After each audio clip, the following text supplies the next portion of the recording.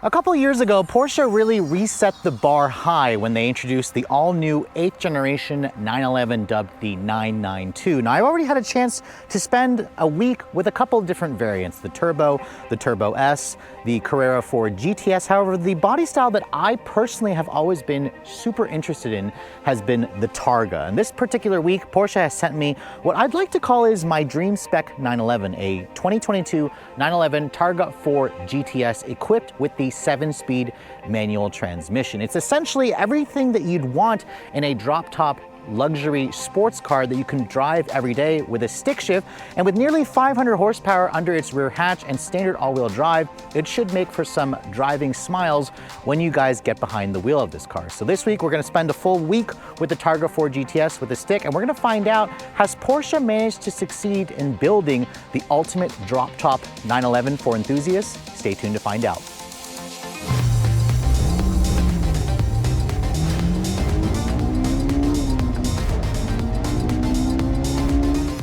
Hey guys, before we get started with the review, I want to give a brief shout out to the sponsor of this video, Keeps. Now, what exactly is Keeps? Well, they're an online subscription service that provides doctor-recommended hair loss treatment plans. Because they are online, they offer 24/7 support, and from my experience, proven results. I would know this because I've been using Keeps for nearly 3 years, and let me tell you, it's one of the best products out there that allows you to keep the hair that you still have left on your head. The next best thing about it for me is it's so easy to fit into your daily life.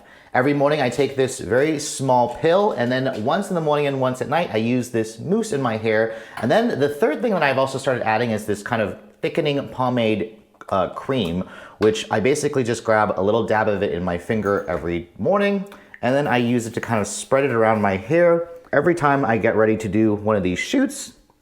And this cream helps to kind of hold your hair in place and also kind of gives it a thicker appearance, which I also really love using every day. So what are you waiting for, guys? Hair loss stops now with Keeps, and to save up to 50% off of your first order, be sure to go to www.keeps.com/redline, or you can just click in the link in the description below. And now, let's get back to the video. So as the ultimate version of the Targa 911, let's go ahead and start with the exterior styling of the Targa 4 GTS. Now remember, the Targa is also going to be the heaviest 911 because of the roof structure. However, Porsche offers it in Targa 4, Targa 4S, and then of course this GTS trim, which has an extra 30 horsepower over the base S. Now, starting with the styling of this particular one, now I want to mention, I said this car is my dream spec 911. However, I probably would get it in a much brighter color like Python green or Shark blue. However, this particular one here is painted in Aventurine green metallic. It's like a $650 upcharge. And I'm sad to say that in this gloomy, cloudy day, it actually doesn't even look green. It looks more gray. However, when the sun hits it, you can really see a lot of the green fleck. It's a really nicely specced out car with the brown leather, which we'll talk about in just a moment. You can see all the GTS trims come with their full LED, 4-point LED headlights with the kind of adaptive headlight. You can also get a blacked out headlight that my tester is missing. You can see it says Porsche right there. This doesn't have the optional LED dot matrix headlights, but you can see here there is an LED integrated turn signal along with an LED daytime running light in both the headlight and this turn signal module. You can see a lot of functional vents. The GTS in general has its own unique front splitter. Porsche hasn't made any changes to the styling to this car for 2022, but we should expect to see a refreshed 911 come out perhaps for 2024, where they may even introduce a hybrid version. Now, moving around the side profile, the 911 is around 177 inches long. It has roughly a 96.5 inch long wheelbase. The side profile of the Targa in general, especially with the roof down. Remember, Porsche trademarked the Targa name. It's why vehicles like the Mazda Miata RF can't be called a Targa, because Porsche trademarked this name. But before we start talking about the roof, I want to show you guys the wheels. You can see these are the standard satin black 20-inch wheel on the GTS trim. They're 20 inches at the front, they're 21 inches at the back. You can see you have a 245/35 ZR20 Pirelli P0 summer tire at the front. The backs have a fatter 305 width tire. The brakes on the standard GTS, you can see, are a 16-inch drilled rotor with a 6-piston red painted caliper. Porsche also will sell you a carbon ceramic brake. You can see the center lock wheels are going to be standard. I personally would probably go for a high gloss black wheel, or you can also get 3 other wheel options for the GTS. The satin black, I will say, shows dirt pretty quickly as opposed to a different color of wheel. Now there is also a subtle little GTS badge over here on the side, which you can also delete if you'd like. And then moving around here, you can really see just the proportions of this car. It's got a really wide stance. I love how the Targa roof with the roof down, you can see just kind of gives you that classic Porsche look. This bar you can see here is painted in black. I personally would get it in silver because I want the bar to stand out as opposed to it blending in a little bit more. When you guys go for the black bar, you can see this rear window. This entire panel will actually lift up to expose the trunk area when you guys are trying to put the, or not the trunk area, the engine area, although you can't really see the engine. When you guys are putting the roof up and down, you can see the wide body of the Targa really is necessary. The structure, remember, is the most, or is the heaviest, because this essentially needed the extra stiffening to go with the Targa body style. Now you can see the rear taillights. You can see a full LED taillight design with the signature LED light bar. As you can see here, it says 911 Targa 4 GTS. Porsche deletes the Carrera name when you go for a Targa. That's why this model kind of gets its own unique designation. And then down here you can see that's the standard sport exhaust that you get on the GTS. It sounds really good, but it does have a soft limiter. So let me go ahead and fire it up. You guys can hear what it sounds like.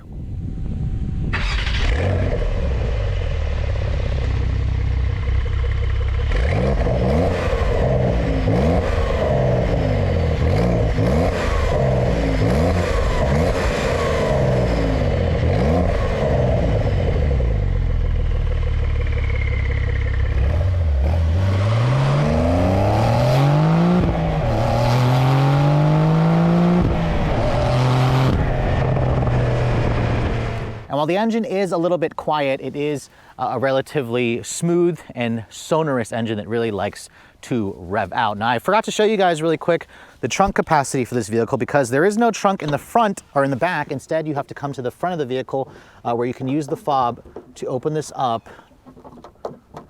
which once you find that, you can see down here, I have a couple of things in there, but you have around 4.6 cubic feet of space. It's a very deep storage well, which is nice. It's sealed off, it's carpeted. It's a really well-finished cargo area.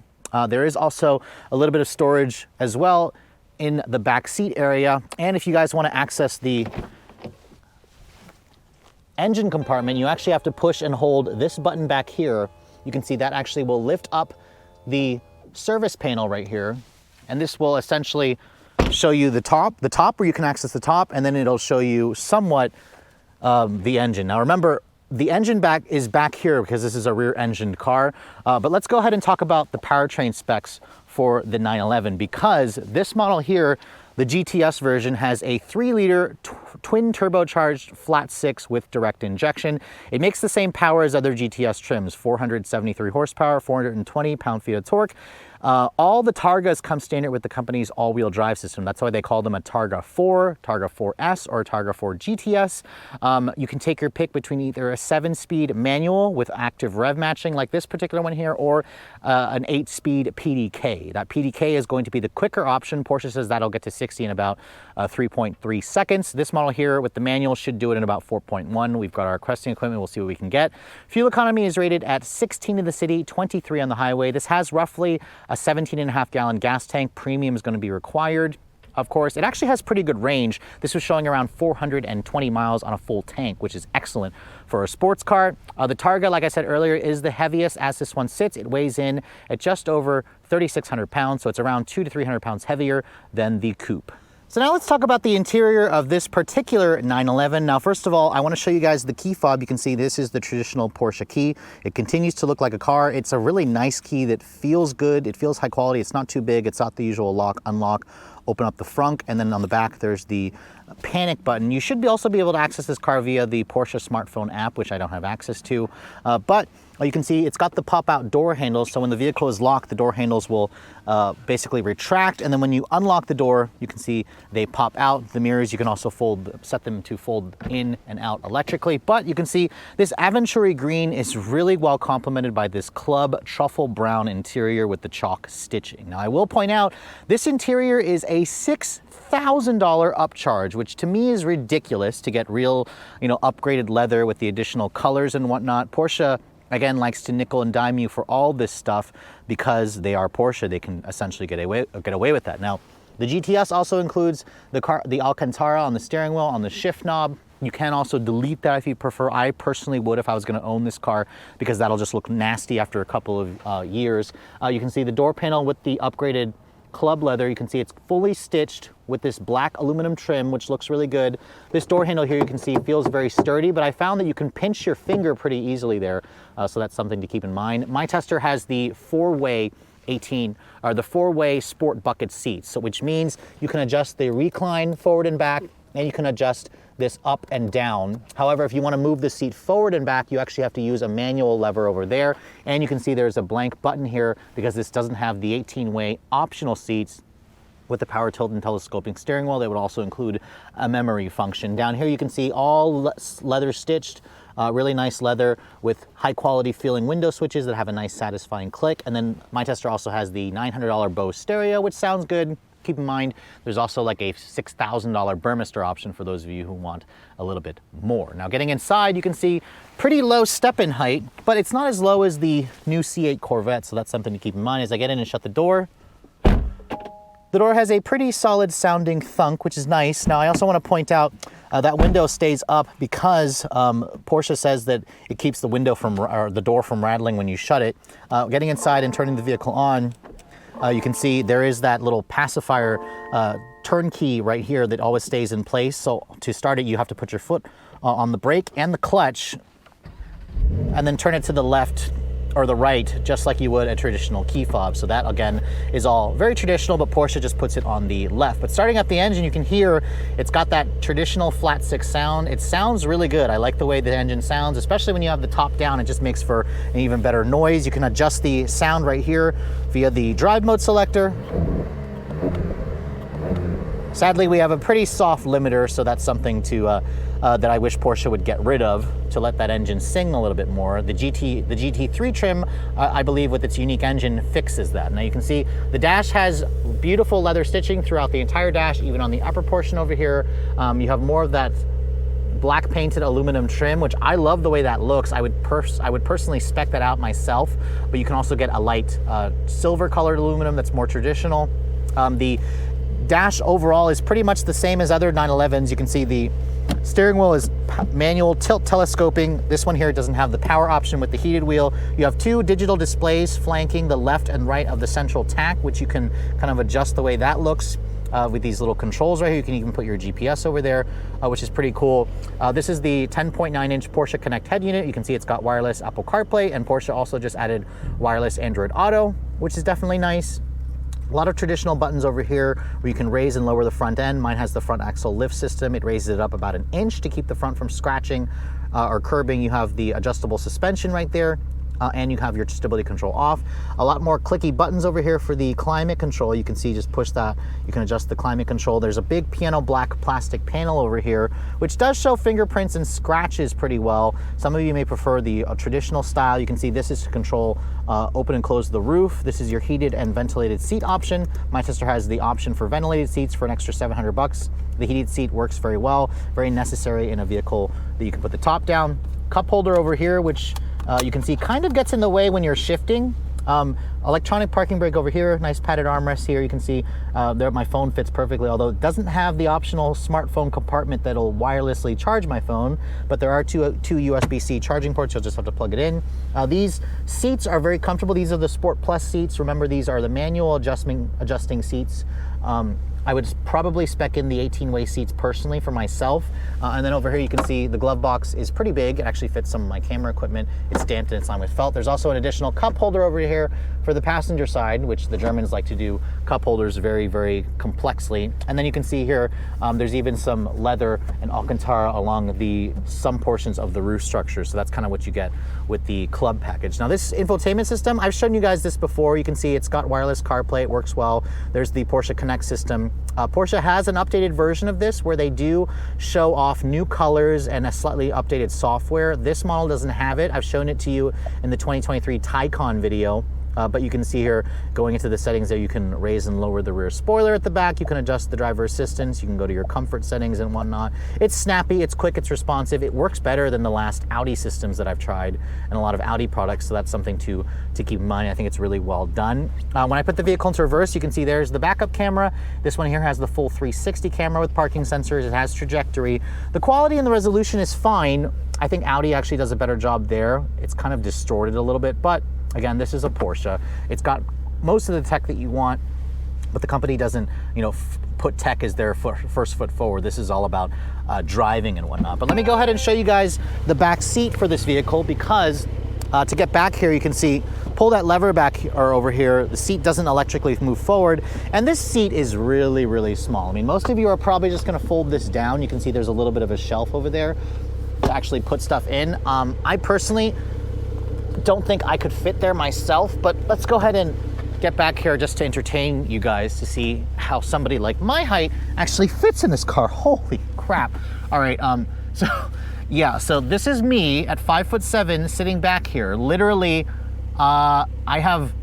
this is what I had to move the seat forward. This is not my driving position. I actually moved it forward a good amount. My head is essentially touching the roof. It is so narrow that I literally can't even get comfortable. And there are seats back here, or seat belts, but as you can see, these are the chalk colored seat belts. These are reserved for kids or for just putting stuff in here, because my legs are literally up against the front seats, and this is with the seat moved forward. This is with the seat all the way back. You can see very, very small children are basically gonna be the only ones to sit back here. So here we are in the 2022 911 Targa 4 GTS, and I must admit, I have spent quite a bit of time in the current 992 generation 911. The Targa is the one that I have been dying to spend a week with, and sadly, I do have the top down. However, it has literally rained for the past 4 days because we literally had the remnants of Hurricane Ann come and hit us here in the south central PA area. So the roads are slightly damp, but you know what? The show must go on. So thankfully today is practically the day that the storms have cleared out. However, the roads are still a little bit wet, but at least it's not raining and the sun has finally come out. I haven't seen sunshine literally in almost 4 days, but when you drive a vehicle like this, you have to put the top down because the whole experience is just amplified when you do have the top down. It just makes for a much more pleasant drive. Unfortunately, the car is on summer tires and it is about 52 degrees outside. So I've got my heated seat on, I've got the heater on, it's keeping me nice and toasty. This car is lacking a heated wheel, which would be nice if it had that, but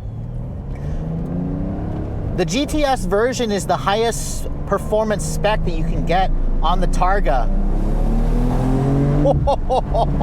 And this thing, holy crap, with the roof down, it makes that flat six experience just that much better. I mean, you hear the noises, the snarls, the crackles, the pops, and the Targa is the heaviest body style of all the 911s because of the additional strengthening that it needed for the Targa structure. Remember, Targa is something that Porsche has trademarked because they're the first manufacturer to essentially do this type of convertible.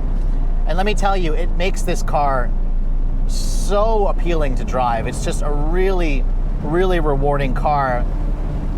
And with the top down, you can hear there is a little bit of buffeting when you go above 40 miles an hour, but then as you get above 60, there's this little deflector here that you can put up that does help to reduce that buffeting. But I will say that I haven't driven a cabriolet, so I can't comment on if the cabriolet is a little bit quieter, but I am shocked at how incredibly stiff the structure feels for this.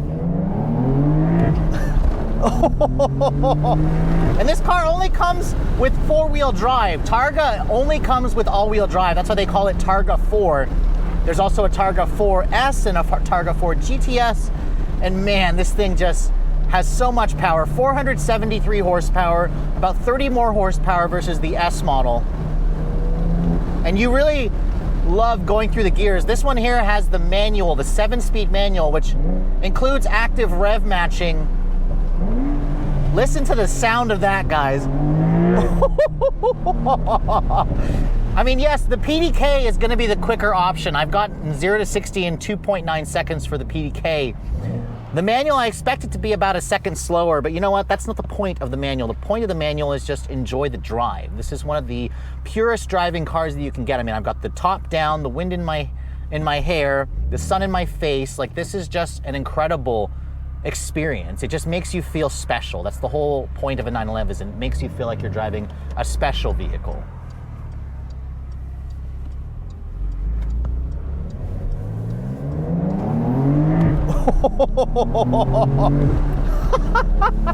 And you know what? The manual in this car is also a good manual. It has nice, crisp, short throws. It's got a clutch that is, I'd say, medium in terms of its heft. Provides actually good feedback through the clutch pedal, where I can actually feel where it's engaging right in the middle of the travel. The active rev matching also works perfectly. You can turn that off if you don't like the active rev matching.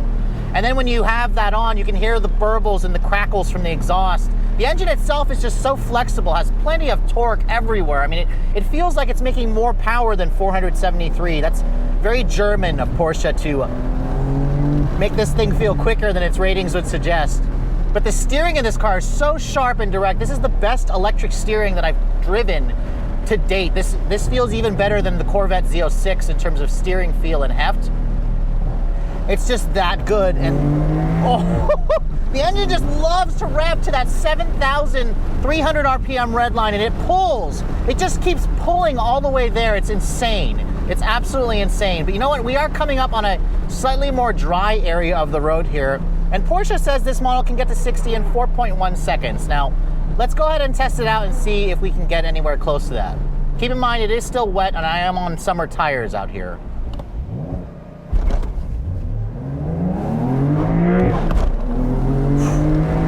This thing actually hit 60 in second gear, and I got 4.19 seconds there. So it doesn't really have launch control. When you launch this vehicle, it will only let you rev it out to about 3,000, then Porsche just tells you to dump the clutch, which 4.19 is still plenty fast. I'm shocked at how quick this car is. It actually makes it the quickest accelerating manual that I've driven so far. I think the other quick one was like 4.7 seconds. I got in a Z or something like that.